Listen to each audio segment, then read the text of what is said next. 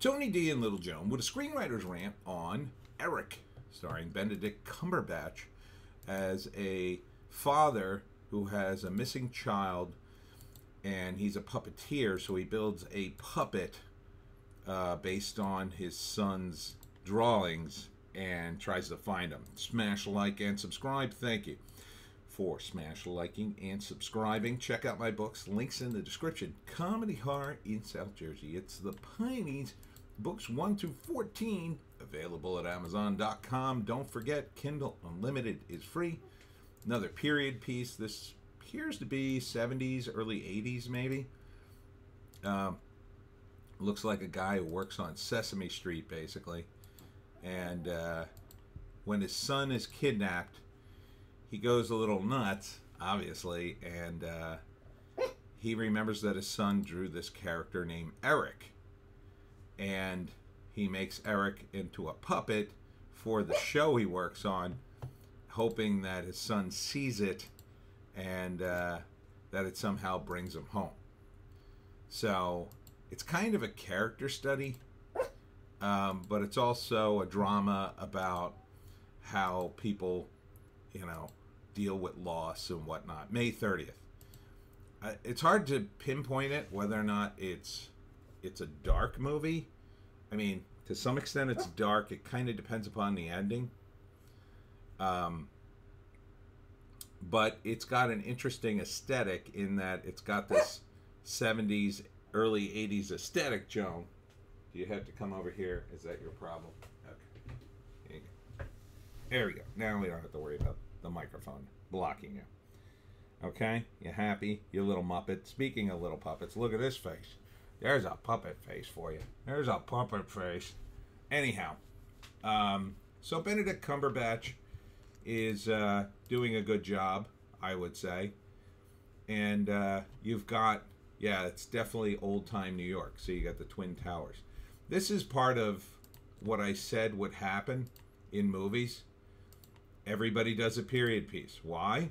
Well, if anybody starts blasting you for doing anything not PC, you could say, well, that took place in the late 70s, early 80s. You can't slam us for that.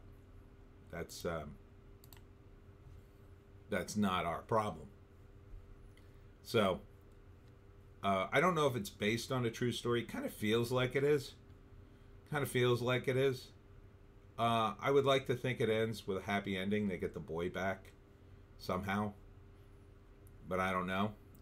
So first act, the boy disappears, or it may start with like a press conference. They're already into the kidnapping, and then in flashback, we see, the boy had a happy life. His dad's a puppeteer, and maybe they're a little naive, but they live in New York City, and they let their kid walk to school.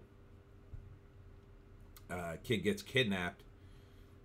Looks like it becomes national news. They don't find him right away. Parents start to unravel. Puppeteer man builds Eric based on his son's drawing, and hoping that it'll somehow bring him home.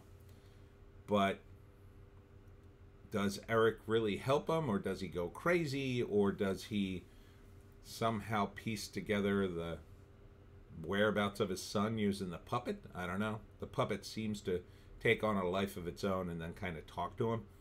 Maybe. I think in the third act they get him back. I think. Either that or he goes completely cuckoo bananas and ends up in an asylum. I don't know. Could kind of go either way. But Benedict Cumberbatch is a really good actor. So he's really bringing it here. He's got a good look. Let's read the write-up. Eric stars Benedict Cumberbatch, Gabby Hoffman, and McKinley Belcher III. The emotional crime drama follows the desperate search of a father when his 9-year-old son disappears one morning on the way to school. Yeah, that's about it. I thought there'd be a little more info. So, I mean, as a drama, sure. Now, maybe it just follows his downward spiral. They eventually catch the guy, but the son, unfortunately, is gone. And it's more about the father's inability to cope. I mean, I can only imagine. It's awful. It's awful. But don't raise your kids in the city, I say.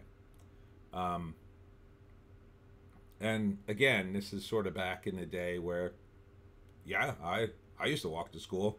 I walked to school starting in, gosh, I wasn't in New York, but I think second or third grade. Definitely by third grade, I was walking to school. Probably second. I don't remember, but it was pretty early on. So, but that was the '70s. Anyhow, would I watch it?